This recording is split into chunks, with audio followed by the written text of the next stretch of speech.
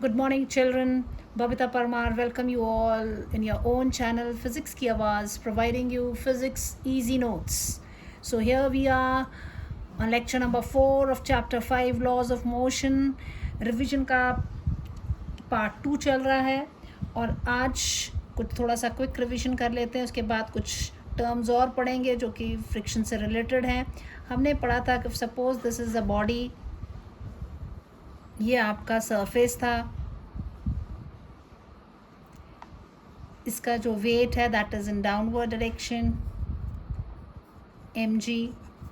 Normal reaction is in upward direction r. This is the applied force F. And then the frictional force is in opposite to it, given by small f. These are the terms which you have to remember. R is the normal reaction,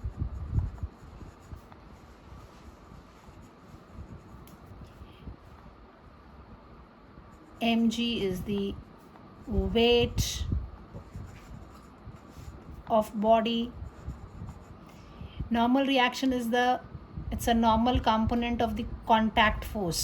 जो surface के साथ, ये आपका surface है.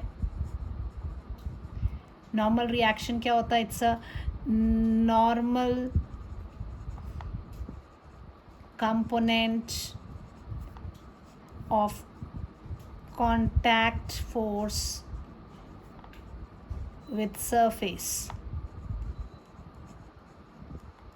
जो normal होता है. Tangential is the frictional force. F is the frictional force. You can say tangential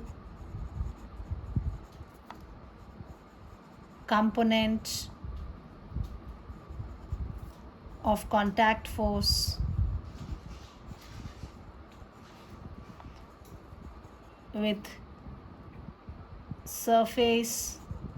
You have capital F we are using for the applied force. तो इधर पे जो आपको बच्चे बातें याद रखनी है, पहली बात आप इसमें ये ध्यान रखोगे कि अगर आपका जो फोर्स, अप्लाइड फोर्स जो है वो, एक और कुछ दो टर्म्स और लिख लेते हैं, एक minute, just hold on. F the force of friction है, बट अगर इसको मैं एफ एस लिखती हूँ then that is static force of friction. अगर मैं इसको लिखती हूँ एफ एस मैक्सिमम, या मैं इसको लिखूँ F limited, this is limiting force of friction. Either this is when the body is at rest, limiting friction आता है, body is at verge of motion, the motion is not started but it is going to start. Then Fk, this is kinetic friction. ये सारी terms हम पिछले lecture में पढ़ चुके हैं, आपको ये आइडिया होना चाहिए. अब इसके बाद आपको क्या याद रखना है? पहली बात, अगर जो अप्लाइड फोर्स है, this applied force is less then F S maximum, और या इसकी जगह एफ लिमिटेड भी लिख सकते हैं ना, then body is at rest. Body कैसी होगी? रेस्ट पे होगी. और जो फोर्स ऑफ फ्रिक्शन है, आप यहाँ पोजीशन की बात कर रहे हैं, कंडीशन ये डालते हैं हम यहाँ पे, कंडीशन, ठीक है, पोजीशन ऑफ बॉडी. फिर हम डालते हैं फोर्स ऑफ फ्रिक्शन कौन सा होगा, फोर्स ऑफ फ्रिक्शन कौन सा होगा, देन नेट फोर्स क्या होगा, नेट फोर्स ऑन बॉडी. ठीक है, ये सारी चीज़ें हमने यहाँ करनी है. पहली कंडीशन दी कि the applied force is less than this, then body is at rest. और फोर्स ऑफ फ्रिक्शन इस वक्त कौन सा वाला होगा, क्योंकि वो रेस्ट पे है, सो this force of friction is equal to F S net force जो बॉडी पे होगा दैट विल बी क्योंकि वो अभी रेस्ट पे है तो दिस उसके ऊपर बॉडी के ऊपर जो नेट फोर्स लग रहा है ये that is the applied force जितना दोनों चीज़ें जो है net force is zero because F S is equal to the applied force F तो एक इस तरफ को लग रहा है एक इस तरफ को लग रहा है तो नेट फोर्स बॉडी पे ज़ीरो हो जाएगा. सेकेंड केस लिखते हैं अगर दिस अप्लाइड फोर्स इज से greater than F S maximum या आप कहो और F limited force of friction तो इस वाले केस में जो बॉडी है इट मूव्स बड़ी ऐसे मोशन में होगी बॉडी और क्योंकि वो मोशन में तो force of friction will be equal to your F K and net force on the body.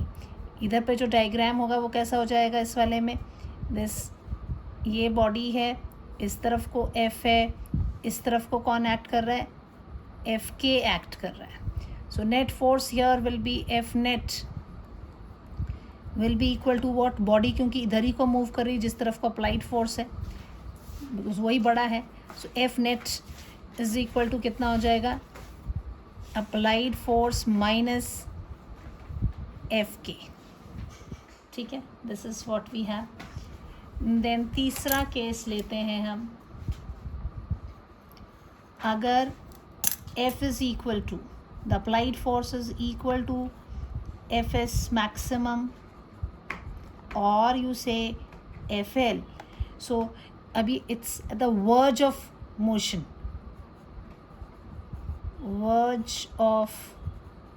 Motion है ये. ठीक है और यहाँ पर जो आपकी बॉडी का डायग्राम आपका होगा this will be equal to what this is F and this side is your F L. It's not started moving yet. तो यहाँ पर जो force of friction is your force of limiting friction. ये limiting friction होगा और यहाँ आपका जो नेट फोर्स इस पे एक्ट कर रहा होगा.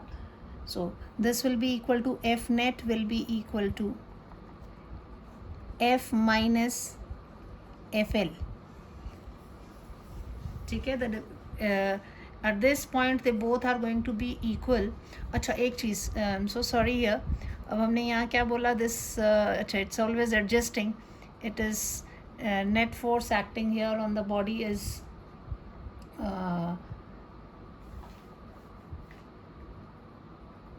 equal to zero. Net force तो यहाँ ज़ीरो यहाँ पे भी ये दोनों चीज़ें बराबर ही होनी है तो this here also net force is going to act over here is zero. The body is not moving here it's at the verge of motion it's not moving right. यहाँ पे भी ये मूव नहीं कर रही यहाँ पे मूव नहीं. यहाँ net force is F minus F K. This is what you have to remember. And then if suppose जो फोर्स लग रहा है वो हॉरिजॉन्टल डायरेक्शन में ही है then this is what we have. यहाँ पे सब ये हॉरिजॉन्टल डायरेक्शन में हो रहा है. चौथा केस लेते हैं कि अगर मान लीजिए कि जो बॉडी है उसके ऊपर जो फोर्स लग रहा है if ये ख़त्म हो गया पर but point I am telling you to remember is if F is applied at certain angle तब क्या होगा. This is the body you have.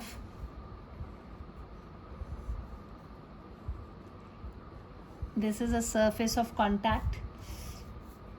Now if I pull this say some way like this, यहाँ से एक hook से बांधा इसको ऐसे इधर को फोर्स ने खींचा. This is the applied force. पहले तो हॉरिजॉन्टली हो रहा था प्लेन के.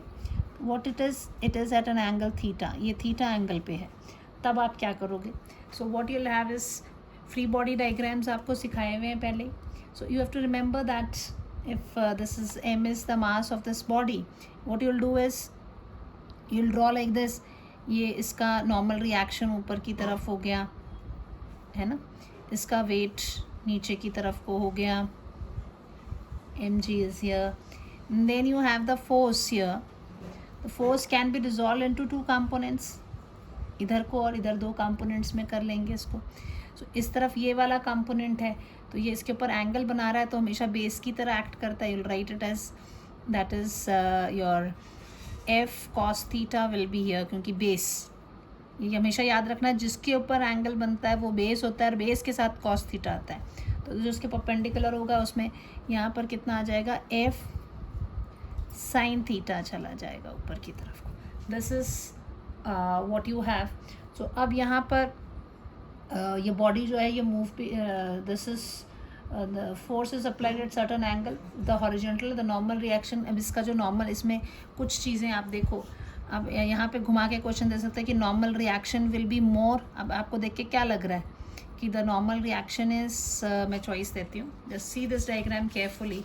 When force is applied at certain angle, यहाँ अगर क्वेश्चन ट्विस्ट करके आपको देना हो तो how it can be given.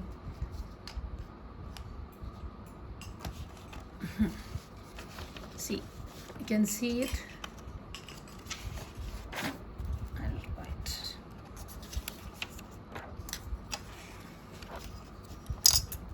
Right? अब यहाँ मैं क्वेश्चन दे देती हूँ. जैसे मान लीजिए आपसे मैं बोलती हूँ कि in this case, number 1, normal reaction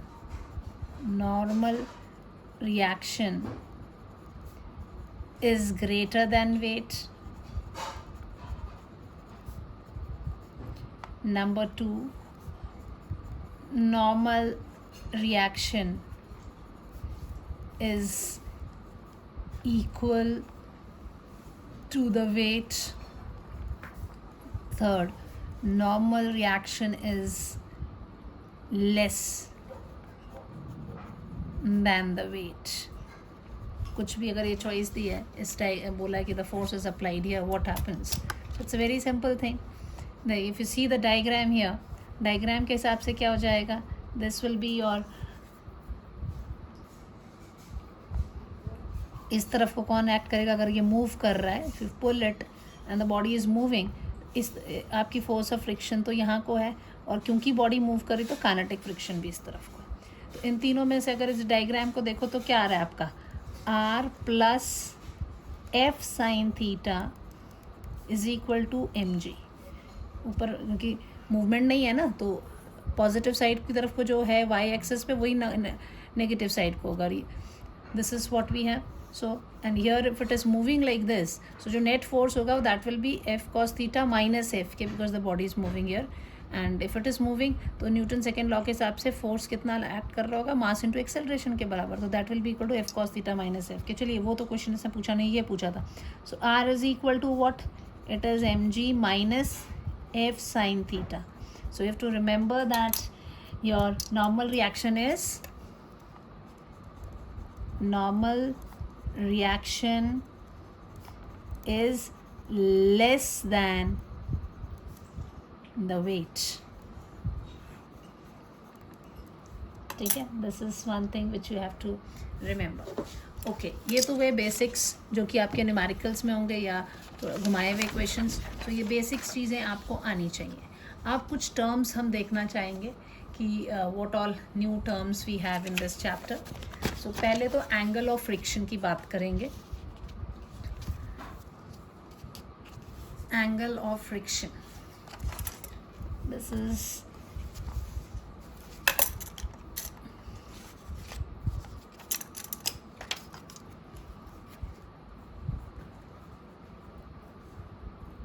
angle of friction.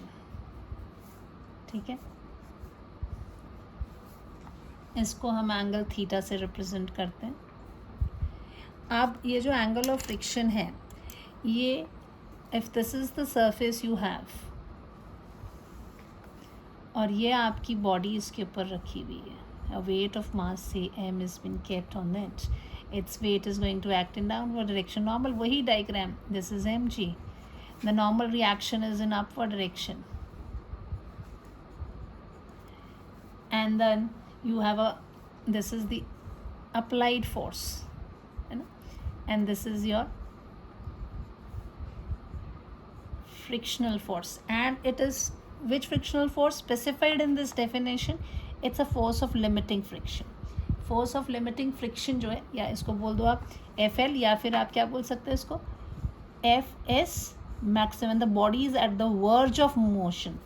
तो उस वक्त जो ये नॉर्मल रिएक्शन इस फोर्स ऑफ फ्रिक्शन के साथ जो एंगल बनाता है, सॉरी दिस नॉर्मल रिएक्शन और ये फोर्स ऑफ लिमिटिंग फ्रिक्शन का जो रिजल्टेंट आएगा, ये एक वेक्टर इधर को जा रहा है, एक वेक्टर इधर को जा रहा है, तो हम कौन सी थ्योरम लॉ यूज़ करते हैं?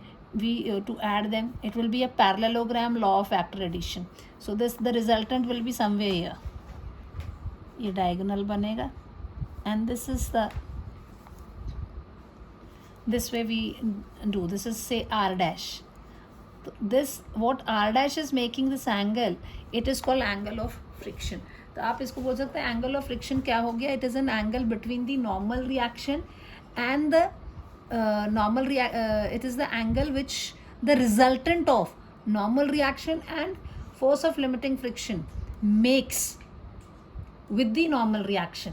ठीक है, और इसको अगर ऐसे नहीं बोलना है, फोर्स ऑफ लिमिटिंग फ्रिक्शन नहीं यूज़ करना है, फ्रिक्शनल फोर्स ही बोलना है, तो से it is the resultant of normal reaction and frictional force with the normal reaction when the body is at the verge of its motion. वो इसके motion start होने वाला है, when the body is just about to move. तो दोनों ही definition सही हैं. कई बुक्स में उसका फॉर्म अलग ढंग से लिख देते हैं. वो कहते हैं कि इसका और इसकी जगह नाम नहीं देते हैं. अगर आप वो लिमिटिंग फ्रिक्शन नाम दे दोगे तो अंडरस्टूड है कि body is at the verge of motion.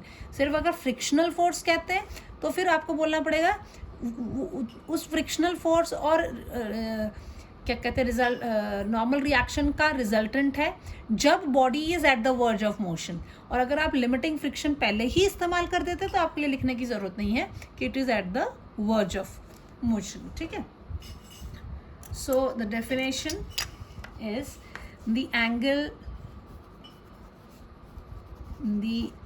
Angle between the normal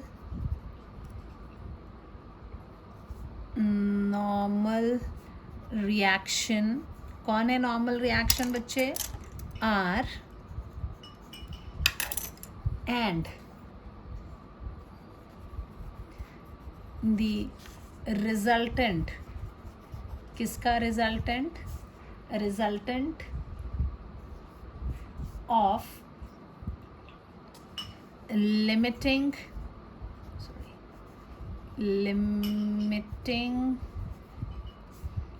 force of friction.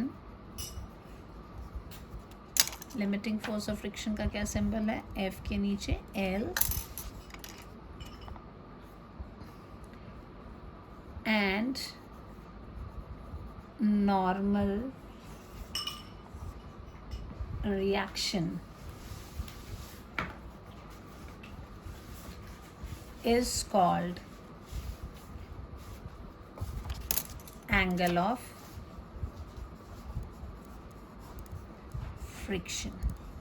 कई बार क्वेश्चन आता है what is angle of friction, what is angle of repose, give relation between them. तो फिर ये कॉमन सा एक साथ ही एक फॉर्म में भी आता है. कई बार सिंपल एक ही एंगल ऑफ फ्रिक्शन की डेफिनेशन पूछ दी है, एंगल ऑफ रिपोज की डेफिनेशन पूछ दी. Now I will see angle of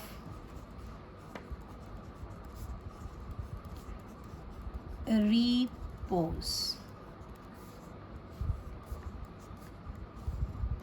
इसको हम अल्फा से रिप्रेजेंट करते हैं. ये जो है ये मिनिमम एंगल है किसी भी इंक्लाइन प्लेन का विद अ हॉरिजॉन्टल सरफेस. अब ये सेम बॉडी है, ये देखो इस तरह से इंक्लाइन प्लेन पे रखी है. ठीक है, this is the incline plane. ये हॉरिजॉन्टल के साथ कोई एंगल बना रही है, दिस इज़ अल्फ़ा. तो ये वो मिनिमम एंगल है इस हॉरिजॉन्टल सरफेस का जिसके ऊपर कोई भी बॉडी रखी जो है, it is at the verge of sliding, इसके ऊपर ये मूव करना शुरू कर देगी, मूव नहीं कर रही बट इट विल स्टार्ट, ठीक है, it is at the verge of motion, इससे बड़ा हो गया तो वो मूव करना शुरू कर देती है। तो अब ये वाले में अगर आपको ध्यान होगा, हियर ऑल्सो वी हैव, मैंने इसमें तुम्हें थोड़े से इंक्लाइन प्लेन वाले में मैं थोड़ा सा आपको रफ पेज पे भी बताती हूँ। हम पहले जो कर चुके हैं, आपको कंफ्यूज नहीं होना है कि वहाँ मैडम ने ऐसा किया था। उस lecture number, I think it was lecture 1 of this chapter, हमने वहाँ पर इस तरह से जब फ्री बॉडी डायग्राम, इनर्शिया नहीं, lecture number 2 the same chapter, हमने इसको ऐसे लिया था। ये इंक्लाइन प्लेन पे बॉडी है और इसका फ्री बॉडी डायग्राम बनाना था, यहाँ पे एंगल थीटा था। तो हमने कहा कि ये इसका वेट जो है वो तो सेंटर की तरफ कैसे जा रहा है, दिस इज़ द वेट, तो ये 90 डिग्री है, this angle is, we said this angle will be equal to 90 minus theta, है ना। फिर हमने इसको रिजॉल्व कर दिया कि हम इसको रिजॉल्व कर देते हैं कंपोनेंट्स में, किस तरफ को हो जाएगा, किस तरफ को, पूरी बॉडी थी उसको हमने पॉइंट लिया था, ऐसे तो सिंपल बॉडी थी तो हमने कहा था इसको ऐसे पॉइंट ले लेते हैं और कह देते हैं कि इधर को एक फ्रिक्शन, जो भी फोर्स एक्ट कर रहा है, ये एक ऐसा कंपोनेंट है, यहाँ पे इसका वेट जो था वो नीचे की तरफ को आ गया था, mg वॉज लाइक दिस, और कहा था ये एंगल थीटा है, तो ये 90 है, तो ये 90 माइनस थीटा है, इसको हम रिजॉल्व कर सकते हैं इसी इनके अलॉन्ग। तो यहाँ पर आ गया था हमारा mg cos 90 माइनस थीटा, और यहाँ था mg sin 90 माइनस थीटा। फिर हमने कहा कि ये चीज़ क्या हो जाएगी, equal to mg sin theta इस तरफ, और इधर बोल दिया था mg cos थीटा, है ना। तो इतना ज़्यादा एंगल्स ना लेकर हम सिंपल भी इसको बना सकते हैं। अब आप ये देखिए कि ये इंक्लाइन प्लेन पे कोई ऑब्जेक्ट है, ठीक है, पहले ये अगर ऐसा था सीधा हॉरिजॉन्टल प्लेन पे है, तो इसका वेट कहाँ एक्ट कर रहा था, toward the centre, mg is like this. अब ये थीटा एंगल पे है, तो जब इसको नीचे की, इसका जो वेट है वो भी ऐसे अपनी, इसने ऐसे, अगर ये सीधा होता तो इसने इधर होना था, है ना, इस तरफ को नॉर्मल रिएक्शन था, इसने भी थोड़ा इधर होना था, लेकिन इधर नहीं होके क्या हो गया, अपनी जगह से थोड़ा खसक के mg हैज कम हियर। तो ये कितना, जितना ज़्यादा इसको आप इंक्लाइन प्लेन को उठाते जाओगे, इसका वजन उतना ज़्यादा अपनी इस पोजीशन से शिफ्ट होता जाएगा। तो दिस एंगल इज थीटा, ठीक है, वो 90 माइनस थीटा ने डाल के सीधा ही दिस एंगल इज थीटा, क्योंकि जितना ये ज़्यादा हम एंगल बढ़ाते जाएंगे, ये वेट भी अपने इस पोजीशन से उतना ही इंक्लाइन होता जाएगा। So this angle is theta, तो अब तो बिल्कुल ईजी हो गया, क्योंकि ये इधर पे थीटा बना रहा है, तो ये हो गया आपका mg cos थीटा, और ये हो गया आपका mg sin थीटा, ठीक है। और जब भी हमारे ऐसे न्यूमेरिकल्स आते हैं तो हम we always draw free body diagram, तो हम इसको इस तरह से ड्रॉ करते हैं, ये फिर mg लेने की ज़रूरत नहीं होती, फिर हम कहते हैं इस तरफ को कौन एक्ट कर रहा है, mg sin थीटा इधर एक्ट कर रहा है, mg cos थीटा इधर एक्ट कर रहा है, नॉर्मल रिएक्शन ऊपर की तरफ को है। अगर यहाँ से कोई स्ट्रिंग बंधी हुई है या टेंशन है, इधर से तार से बांधा है, या अभी अगर बॉडी है तो इस केस में it's eight the verge of motion, तो इस तरफ को कौन होगा, फ्रिक्शनल फोर्स होगा, और वो भी कौन सा वाला हो जाएगा, limiting force of friction, because it is at the verge of motion. तो हम उसको यहाँ डाल देंगे कि this is the direction of air. तो इस तरह से हम डायग्राम्स जो हैं, फ्री बॉडी डायग्राम्स इजीली बना सकते हैं। बिल्कुल क्लियर हुआ, एक बार फिर देख लीजिए, ये आपका इंक्लाइन प्लेन है, ये आपकी बॉडी है, यहाँ से जितना एंगल यहाँ होगा उतने ही एंगल से ये इसका जो वेट है वो अपनी जगह से शिफ्ट हो जाएगा। यहाँ होना चाहिए था, ये इधर आ गया, ये कितनी दूर जाएगा, जो एंगल यहाँ है वही एंगल ये यहाँ जाएगा, और जब ये ऐसा जाएगा तो ये बेस की तरह काम कर रहा है, तो ये हो जाएगा mg cos थीटा, ये हो जाएगा mg sin theta. Now I think no confusion should be there. Clear है ये डायग्राम्स, क्योंकि ये डायग्राम्स ही बहुत इंपॉर्टेंट होते हैं। So the angle of repose जो है, इसमें इन्होंने बोला कि ये जो ये मिनिमम एंगल है जो इंक्लाइन प्लेन किसी भी हॉरिजॉन्टल डायरेक्शन से, this is your incline plane, inclined plane, and this is your horizontal surface,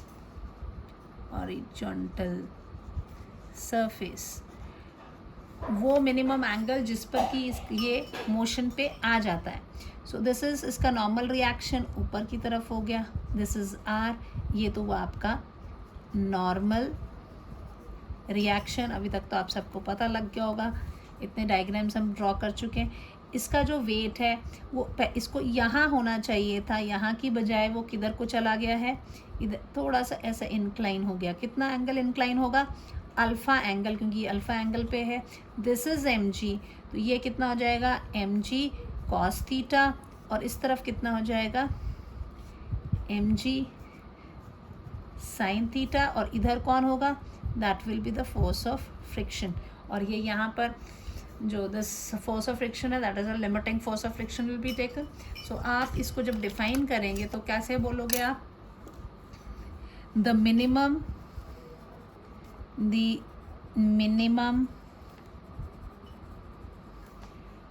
angle made by the inclined plane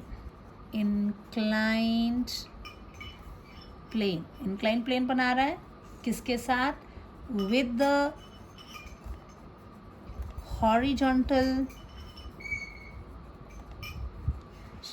horizontal surface such that the body lying on the कहाँ पे? on the inclined plane is just at the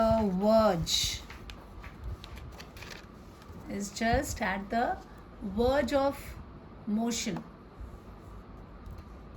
at the verge of sliding, कह दीजिए sliding down along the inclined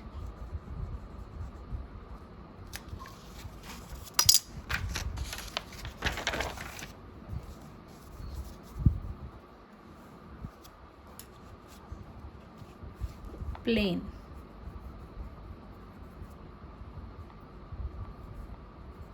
is called, so क्या बोलेंगे हम? Angle of repose. Clear हो गया? अब हम इसके बीच में अब देखते हैं इसके जो डायग्राम को अगर आप देखें कि ये रिफ्रैक्टिव इंडेक्स से भी किसी चीज़ और से भी रिलेटेड है।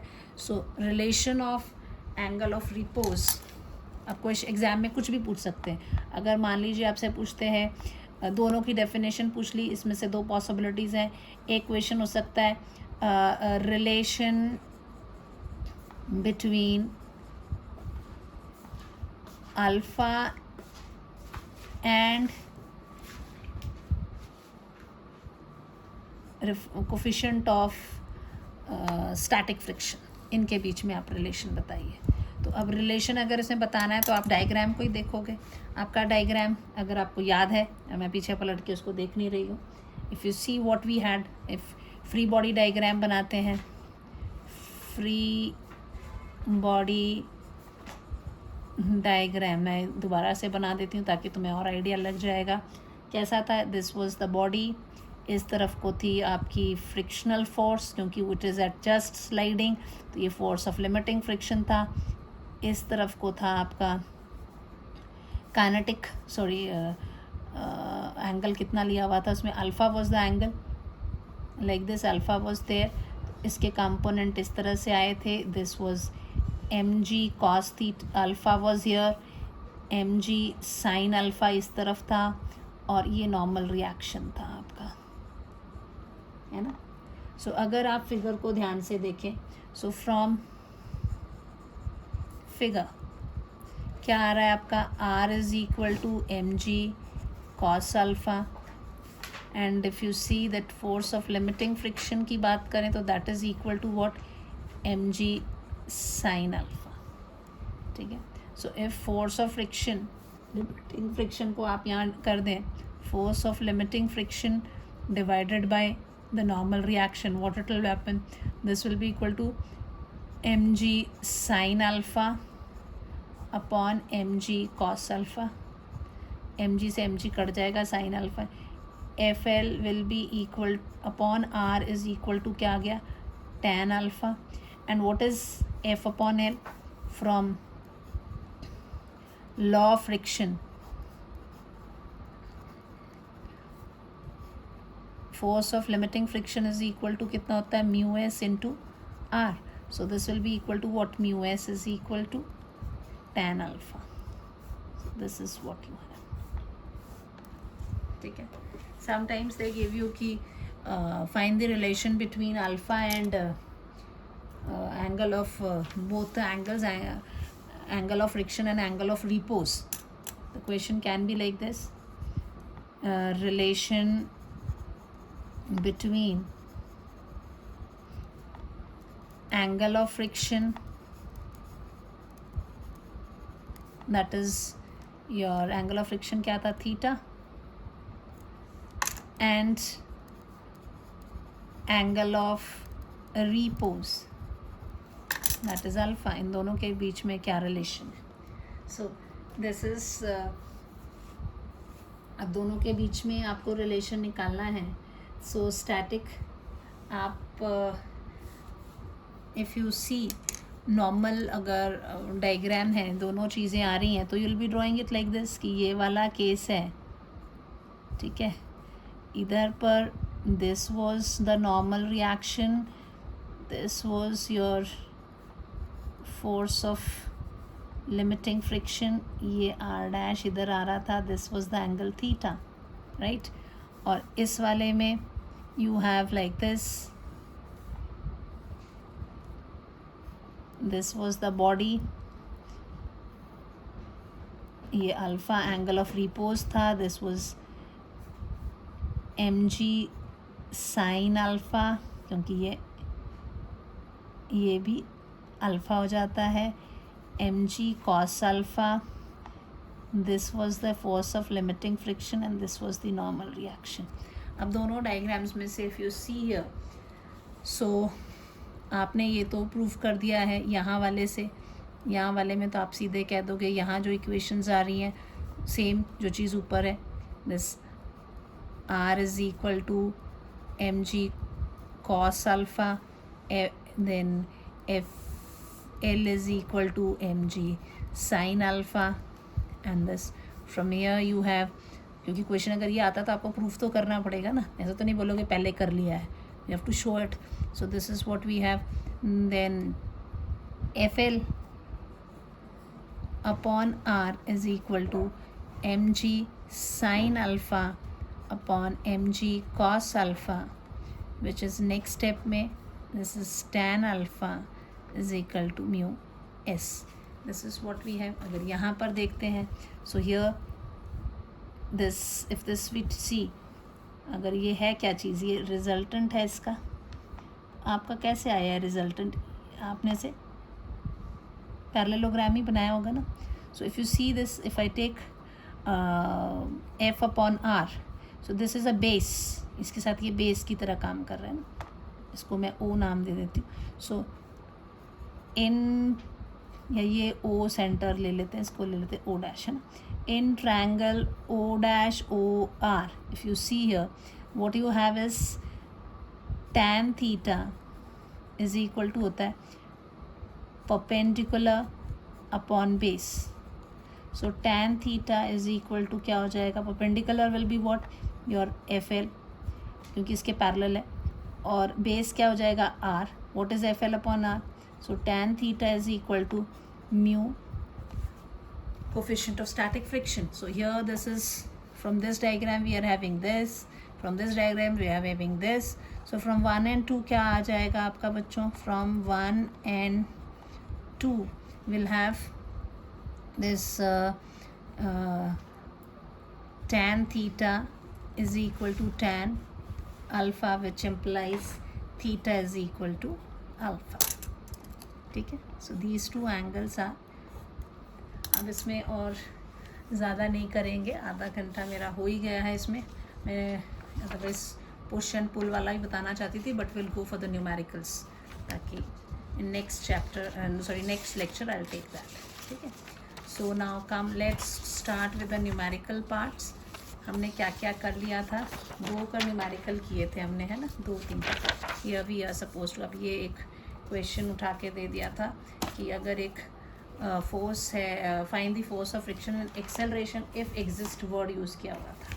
ठीक है, तो और आपको एक ये वॉल है, वॉल के साथ आपने ऐसे बुक को लगाया है और यहाँ से आप हाथ से फोर्स, हैंड से आप ये फोर्स लगा रहे हो. ठीक है, तो ये बॉडी को पुश कर रहे हैं. अभी बोल रहे हैं कि फोर्स ऑफ फ्रिक्शन क्या होगा.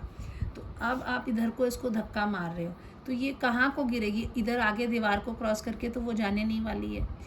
इसका mass, if suppose they have not given the mass, I take it as say 2 kg है.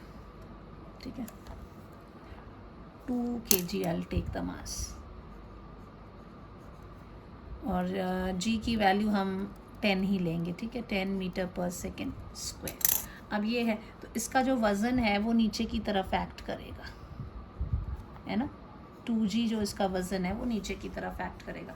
तो जो फोर्स ऑफ फ्रिक्शन, ये बुक जो है नीचे गिरने की कोशिश करेगी, तो ये ऊपर की तरफ को जो होगा that will be the force of friction, है ना, वो उसको गिरने नहीं देने वाला है. So here you have to find out the force of friction and as well as if the acceleration is existing or not. तो हमारा पहला केस क्या होता है, तो इसमें अप्लाइड फोर्स कौन सा है, ये जो हम हाथ से फोर्स लगा रहे हैं 30 न्यूटन का, this is not the applied force. Applied force कौन हो जाएगा, ये जो इसका वेट है, क्योंकि ये वेट इसको यहाँ गिराने की कोशिश करेगा, ग्रेविटी के कारण नीचे की तरफ हो रहा है. So in this case applied force is the weight. So यहाँ फ्रिक्शनल फोर्स किस में आ रहा है, in this case force of friction, small f, is due to weight of book. Therefore applied force कितना होगा, is equal to 2g, that is equal to 20 Newton. g की value 10 डाल दी, 20 न्यूटन. ठीक है, सो ये 20 न्यूटन है. अब हम क्या करते हैं, अब निकालना है कि फोर्स ऑफ फ्रिक्शन कौन सा. कुछ भी नाम नहीं स्पेसिफाई किया कि वाकई गिरती भी है बुक की नहीं गिरती, वो भी तो हमें देखना पड़ेगा ना कि बुक गिर भी रही है कि नहीं गिर रही है. अगर गिरेगी तो एक्सेलरेशन होगा, नहीं गिरेगी तो एक्सेलरेशन ही नहीं होगा. तो उसके लिए मैंने आपको पहला ही आज भी रिविजन इसमें चैप्टर में बताया था कि हम सबसे पहले क्या चीज़ चेक करते हैं, वो ये चेक कर दें कि अगर आपकी एफ मैक्सिमम चेक करना है, कि अगर एफ मैक्सिमम जो है, अगर अप्लाइड फोर्स इससे कम है तो हम बोलेंगे रेस्ट पे है, अगर ज़्यादा है तब हम कहेंगे ये मोशन पे है, और मोशन पे है तो फिर एक्सेलरेशन भी होगा ना. यह तो हमको एफ मैक्सिमम से मतलब है. तो हम यहाँ पर अप्लाइड फोर्स हमें पता लग गया, तो सबसे पहले हमने क्या निकालना है, F maximum which is equal to what, that is always equal to mu S into the normal reaction. अब यहाँ नॉर्मल रिएक्शन क्या होगा, हम यहाँ से धक्का मार रहे 30 न्यूटन, तो दीवार, ये सरफेस जो है इसके ऊपर धक्का मारेगा उतने से, कितना, 30 न्यूटन. तो in here normal reaction is equal to 30 newton. यहाँ ये जो आ रहा है, देखा, इसमें सिचुएशन बिल्कुल बदल गई है. अब आप एकदम से बच्चे गलती क्या करेंगे, इसको अप्लाइड फोर्स मान लेंगे. अप्लाइड फोर्स कौन है, ये 2g है. ये हम फोर्स लगा रहे हैं, तो ये दीवार भी उसके बुक के ऊपर जो फोर्स लगाएगी, तो normal reaction will be 30 Newton. Force on book, है ना. R is force on book by wall. Wall जो फोर्स लगा रही, तो अगर 30 न्यूटन से आप उधर आ रहे तो वो भी 30 न्यूटन से उसको ऊपर की तरफ करेगी. So here this is what, ये ट्विस्ट था इस वाले क्वेश्चन में. So this will be equal to, so F S maximum जो है, या आप इसको क्या बोलते हैं दूसरी, एफ लिमिटिंग जो है, this will be equal to what, mu S की वैल्यू कितनी दी उन्होंने, 0.4. I write 0.4 into 30. So this is equal to 12 newton. हमने कितना अप्लाइड फोर्स था, 20 न्यूटन. सो एज एफ कितना है, ये applied force, applied force F होता है. Applied force F 20 Newton is greater than the F L which is how much, 12 Newton. Therefore क्या होगा बच्चे, अप्लाइड फोर्स ज़्यादा है, बुक विल fall down, या move down कह लो, will move downward. ये move करेगी यानी that is in motion. तो अगर ये motion में है, therefore F जो है, F is equal to what? Fk. Force of friction is Fk. This is F is what? Force of friction. हमें नहीं पता था कि वो क्या है. So force of friction is Fk. और Fk क्या होता है? Fk is equal to mu k into R होता है. So mu k कितना है? mu k की वैल्यू इन्होंने 0.2 दी हुई है. R कितना है? 30 है. This is equal to how much? 6 Newton. इसका मतलब ये आपकी बुक है. This is book. इसके यहाँ को कौन है? Year is your Fk. कितना है ये? 6 न्यूटन. नीचे को आपका क्या जा रहा है? Applied force. वो कितना है? 20 न्यूटन. इधर को आपने अप्लाइड फोर्स इधर को है तो नॉर्मल रिएक्शन इस तरफ को आएगा. R is equal to 30 newton, है ना. आपने इधर को फोर्स लगाया, दैट इज 30 न्यूटन, वो अलग चीज़ है. सो अब दिस इज व्हाट, ये चीज़ बॉडी किधर को मूव कर रही है? The book is going in downward direction with mass into acceleration. So net force कितना हो जाएगा? नेट फोर्स ऑन बुक आपको क्या बताया था? डाउनवर्ड होगा. F net will be equal to F minus Fk, that is 20 minus 6 is equal to 14 Newton. और Newton law के हिसाब से second law, F net is equal to mass into acceleration. 14 is equal to mass is how much? 2 kg into acceleration. So acceleration is equal to 7 meter per second square. So this is the answer. कोई मुश्किल है? सिर्फ देखो यहाँ horizontal surface पे होते हैं, यहाँ दीवार के साथ लगा दिया, और कोई कन्फ्यूजन. प्रोसीजर हमने वही अप्लाई किया है कि हमको ये पता होना चाहिए अप्लाइड फोर्स कौन है, नॉर्मल रिएक्शन कौन है, और हम निकालेंगे कि जो अप्लाइड फोर्स है वो कितना है, वो हमें पता है. और अब उसके बाद हमने एक ही चीज़ निकालनी है, that is F S maximum. That is F S maximum क्या होता है? F limiting force of friction. इसकी वैल्यू निकालनी है, और ये दोनों को देखना है कि अगर ये बराबर है कि नहीं है. अगर ये दोनों बराबर हो जाते तो हम कहते हैं it is at the verge of motion. वो वर्ज ऑफ मोशन पे है. और यहाँ अगर दोनों इक्वल हो जाते, दिस ये भी 30 न्यूटन आता, ये भी 30 न्यूटन आता, दोनों बराबर होते, तो हम कहते हैं it is at the verge of motion. और जो फोर्स ऑफ फ्रिक्शन है वो कौन सा वाला है? Force of limiting friction. अगर मान लो ये 12 न्यूटन की जगह 40 न्यूटन आ जाता, इससे ज़्यादा हो जाता, तो फिर ये बुक ने नीचे को नहीं गिरना था. लेकिन तब हम ये नहीं कह सकते थे कि इसके ऊपर फोर्स ऑफ फ्रिक्शन जो है वो 40 न्यूटन होगा, क्योंकि अगर ये ऊपर को ज़्यादा फोर्स लग रहा है, नीचे कम है, तो बॉडी वहीं पे रहने वाली है. ठीक है ना. तो वो चीज़ क्या है? लिमिटिंग फ्रिक्शन है. लेकिन जब वो बॉडी मूव नहीं करती है तो ये लिमिटिंग फ्रिक्शन नहीं होता है. ये कौन सा फ्रिक्शन होता है? स्टैटिक फ्रिक्शन होता है. और स्टैटिक फ्रिक्शन की खास बात होती है वो एडजस्टिंग है. वो उसकी वैल्यू 0 से लेकर FL तक जाती है. तो जितना भी उसका जो इसकी स्टैटिक फ्रिक्शन जब भी निकालोगे तो static friction is always equal to the applied force. तो आपने सीधा ही लिखना है. समझ में आ गया? अगर ये 40 होता तो आपका जो आंसर है वो 30 न्यूटन ही रहना था. Is it clear? Not 30 newton, 20 newton, sorry. Applied force के साथ वो सेल्फ एडजस्टिंग होती है. That is always equal to static force of friction is always equal to the applied force. वो जितना अप्लाइड फोर्स है उसके साथ एडजस्ट होती रहती है. क्लियर हो गया? अब आते हैं हम नेक्स्ट 5th क्वेश्चन पे. Calculate the coefficient of kinetic friction if 2 Newton force is needed to move a block of mass 2 kg with constant speed over the horizontal surface. अब ये उड़ते बहुत है pages.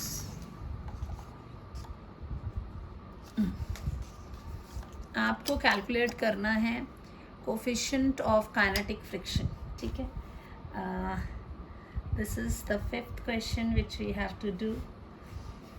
Force of kinetic friction, अब यहाँ पे diagram सा draw, horizontal surface है वेरी क्लियर, आप यहाँ पे एक ड्रॉ कर लीजिए। इसको भी हम हाफ में डिवाइड ही कर लेते हैं, क्या पता जगह कम ना हो जाए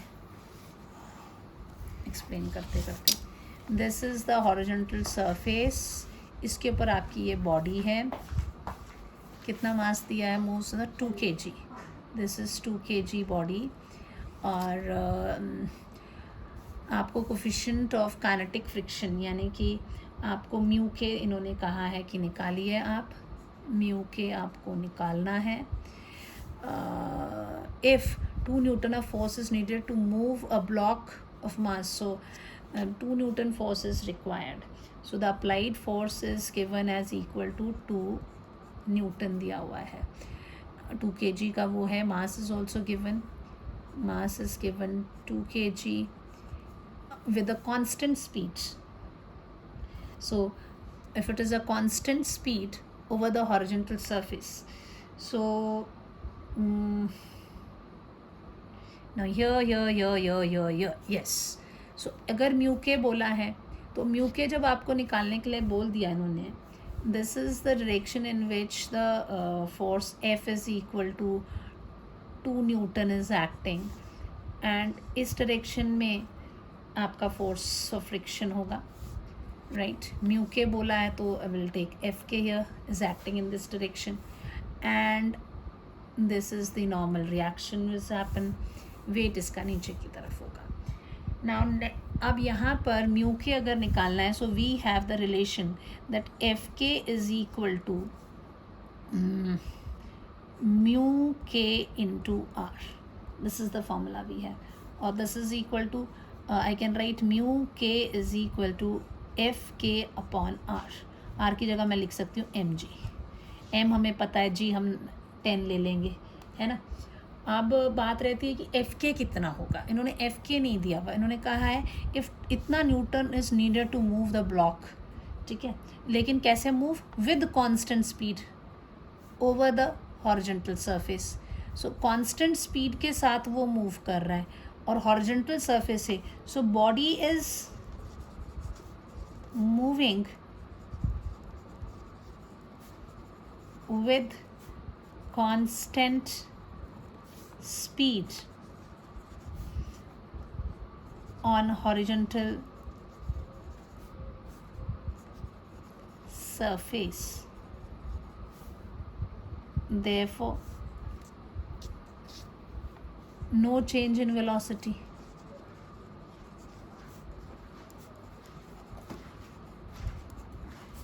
Which implies acceleration is equal to 0. So, and net force F net is equal to what?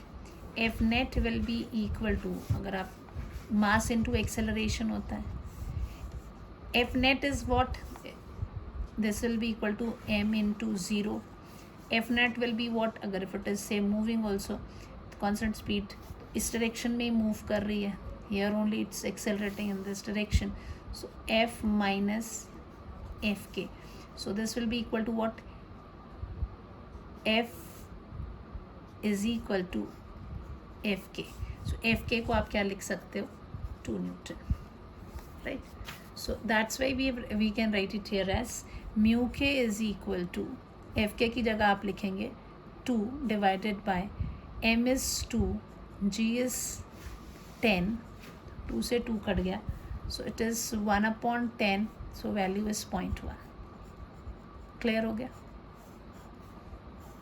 यहाँ आपको फोर्स ऑफ लिमिटिंग फ्रिक्शन नहीं दिया हुआ था, है ना, और यू कैन से एज, लेकिन उन्होंने बोला it is moving with the constant speed over the horizontal surface. So अगर क्वेश्चन ऐसे होता है, फिर this is the maximum force required to when the body is at the verge of motion, तब भी आप डायरेक्ट लिख सकते थे कि F K is equal to the applied force के बराबर है, क्योंकि it's just at the motion. यहाँ बोला it is moving with constant speed.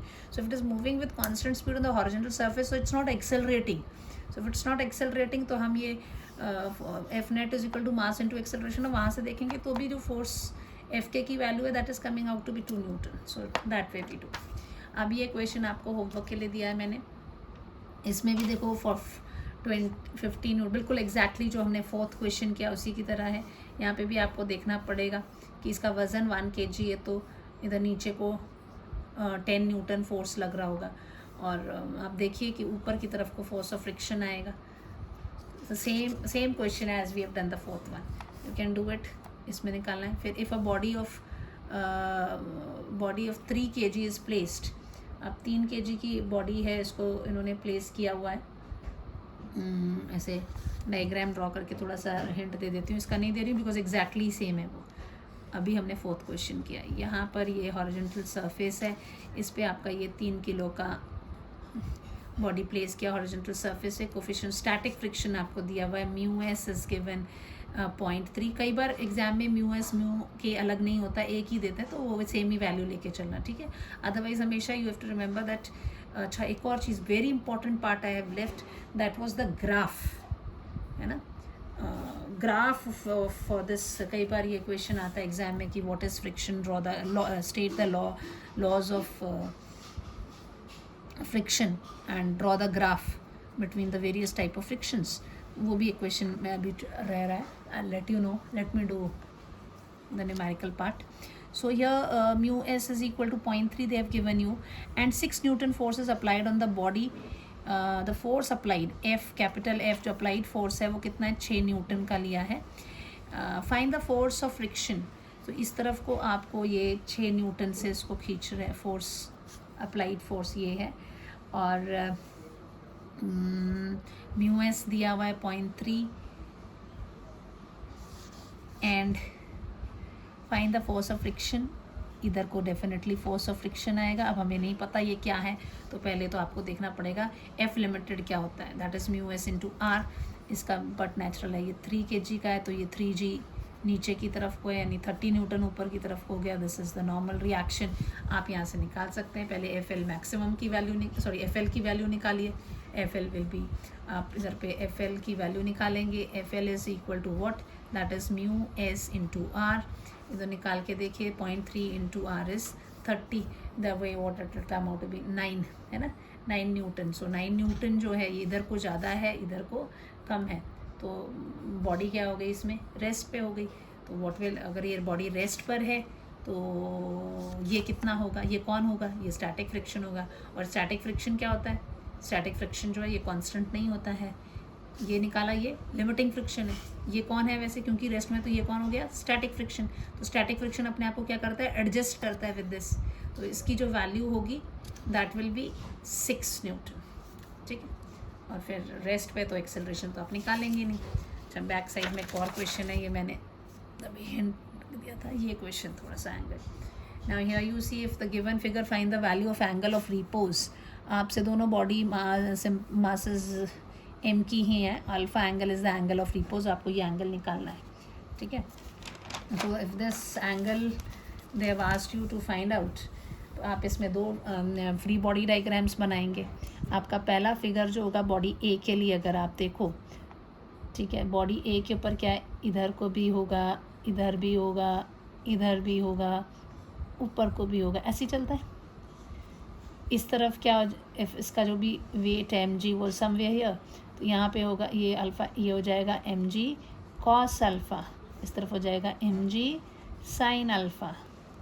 ये नॉर्मल रिएक्शन होगा, और ये टेंशन होगी जो स्ट्रिंग पे है। अब ये पुली के ऊपर है, फ्रिक्शनलेस पुली है, तो ये की तार है, तो इधर पे भी जो टेंशन होगा वो सेम टी की वैल्यू रहेगी। इस वाले में क्या हो जाएगा, इस वाले में तो सिर्फ नीचे की तरफ को mg एक्ट करेगा और नॉर्मल रिएक्शन ऊपर की तरफ को। सो फ्री बॉडी डायग्राम जो बनेगा, हमेशा आपको अगर दो बॉडीज़ होती हैं तो हम दो डायग्राम्स बनाते हैं ना, बॉडी डायग्राम। सो पहले मैं ए बॉडी के लिए बनाती हूँ, तो ए बॉडी के if this is incline plane पे था, इसलिए मैं इसे तिरछा सा ही ड्रॉ करूँगी, ठीक है।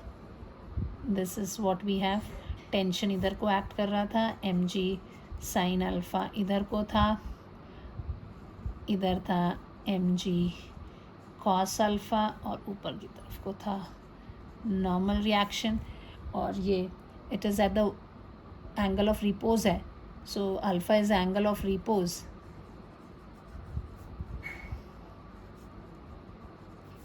Therefore body is at the verge of motion,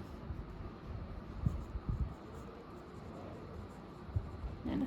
सो जो आपका दिस इज, इसी डायरेक्शन में आपका क्या आ जाएगा, force of limiting friction act कर जाएगा, है ना. एफ एल जो है force of limiting force of friction या फोर्स ऑफ लिमिटिंग फ्रिक्शन, एक ही बात है, लिमिटिंग फ्रिक्शन. ठीक है, this is figure 1 and body, ये आपका है बॉडी ए के लिए. फिर बॉडी बी के लिए, वो तो सीधा हॉरिजॉन्टली है, तो ये ऊपर की तरफ को हो गया नॉर्मल रिएक्शन, और ये इधर को हो गया आपका mg, और इस तरफ को लग रहा था टेंशन T. ये इतने फोर्सेस इसके ऊपर थे. ठीक है, तो अगर टेंशन T है तो इसका मतलब इसका जो फ्रिक्शनल फोर्स होगा वो इस तरफ होगा. Eight the verge this is also FL. ठीक है ना, ये सिंपल वाला है, तो हम दिस इज फिगर 2. पहले फिगर 2 को ले लेते हैं. फ्रॉम फ्री, इसको आप ऐसे भी लिख सकते हैं, फ्री बॉडी डायग्राम 2. यहाँ से आपको क्या मिलता है, R is equal to mg निकालते हैं. ठीक है, and T is equal to FL. ठीक है, लॉ ऑफ फ्रिक्शन के हिसाब से, but force of friction limiting friction is equal to what, that is equal to mu by R, law of friction. इसको भी मैं पहले ही डिवाइड कर देती हूँ भाई, जगह कम पड़ जाएगी पेज में. लॉ ऑफ फ्रिक्शन से ये आ गया. So this will be equal to how much, T is equal to FL is equal to this thing. तो आप इसको लिख सकते हैं T is equal to mu R और T is equal to mu mg, है ना. ये मेरा एक इक्वेशन आ गया. T की वैल्यू यहाँ पे ये आती है. Now from free body diagram 1, अब पहले वाले को भी देख लेते हैं, इसमें क्या क्या चीज़ें हो रही हैं. तो if you see here you have, ये इधर कोई एक्ट कर रहा है, ये भी इस तरफ कोई एक्ट कर रहा है. So T plus F is equal to mg sine alpha होता है. Now F is equal to what, T plus mu R is equal to mg sine alpha. कहाँ से आया, लॉ ऑफ फ्रिक्शन से. So T is equal to mg sine alpha minus mu R. इस diagram के आपसे R की value कितनी है, mg sine alpha minus mu. R is equal to mg cos alpha, figure 1, है ना. फिगर 1 से ये चीज़ आ गई. ये T की वैल्यू है, दिस इज माई B. ये T की वैल्यू ये कह रहा है, ये T की वैल्यू ये कह रहा है, दोनों को इक्वेट कर सकते हैं. So from small a and small b, mu mg will be equal to mg sine alpha minus mu mg cos alpha. So यहाँ से देखो mg सबका कट जाएगा. You are left with mu is equal to sine alpha minus mu cos alpha. Mu को एक तरफ ले लेते हैं. So it will be mu plus mu cos alpha is equal to sine alpha.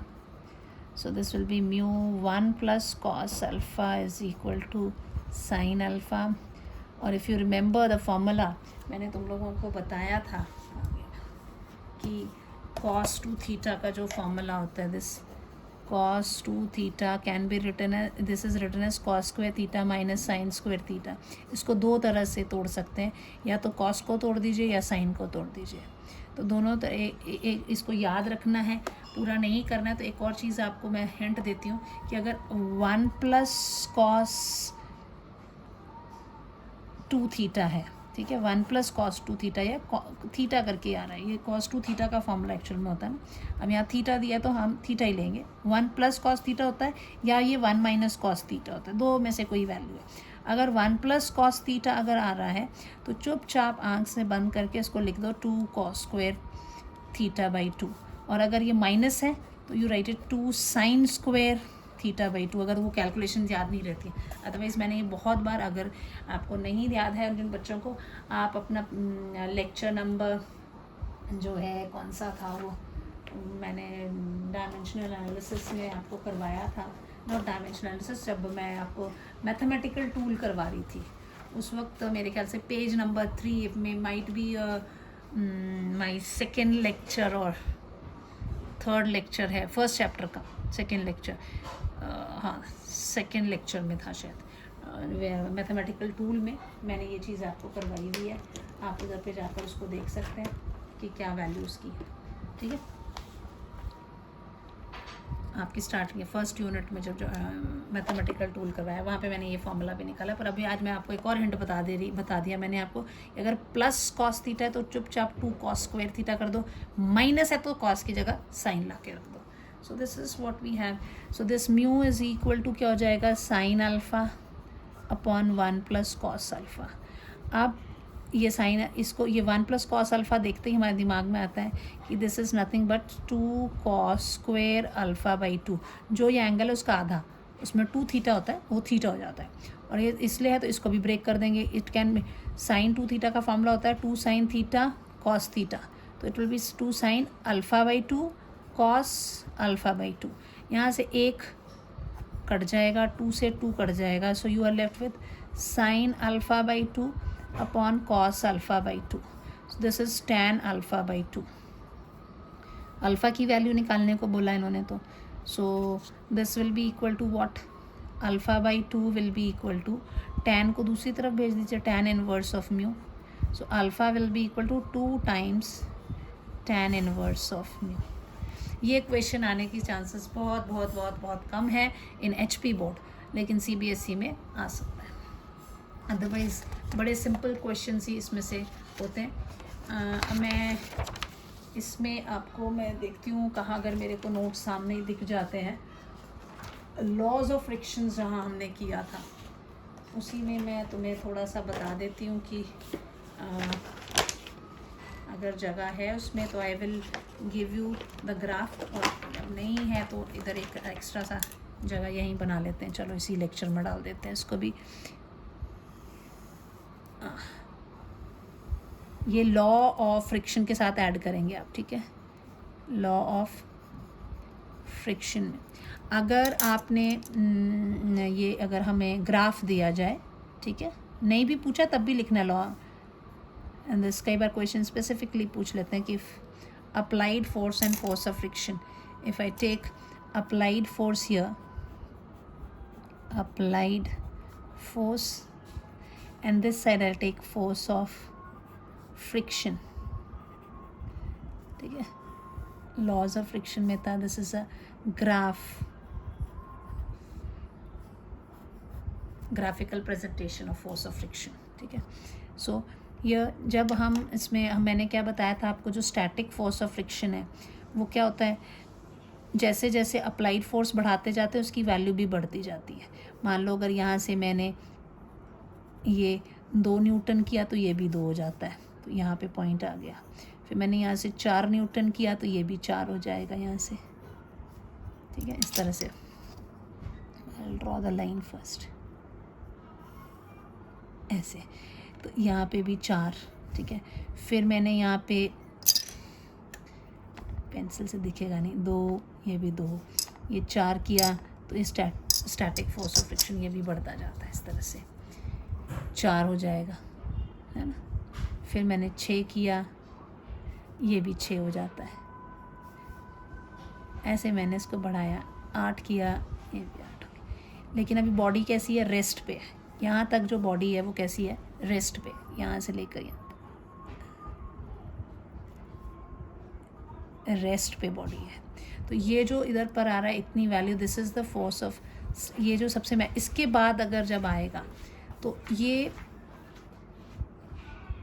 Verge of motion पे है, ठीक है, एक पॉइंट आता है जिस पे ये वर्ज ऑफ मोशन, कोई भी चीज़ जैसे वो इरेगुलर सर्फेसेस है उसमें वो अटक रही है तो उसको मूव करने में मुश्किल होती है, पर एक बार चीज़ मोशन में आ जाती है इट्स ईजी टू मूव। तो ये फोर्स ऑफ वैल्यू आती है, उसके बाद क्या ऐसा बम्प सा बनेगा and then it goes like this. फिर static kinetic force of friction आ जाता है जो कि this is your this value, the maximum when it is at the verge, this is force of limiting friction. यहाँ तक जो आ रहा था this was your static force of friction, ठीक है। यहाँ पर कौन है, static force of friction, this is kinetic force of friction. ये कांस्टेंट रहती है, फिर चाहे जितना मर्जी आप उसको खींचते जाओ, एक बार मोशन में आ गई वो चेंज नहीं होती है ना। This is your F K and this is the force of limiting friction.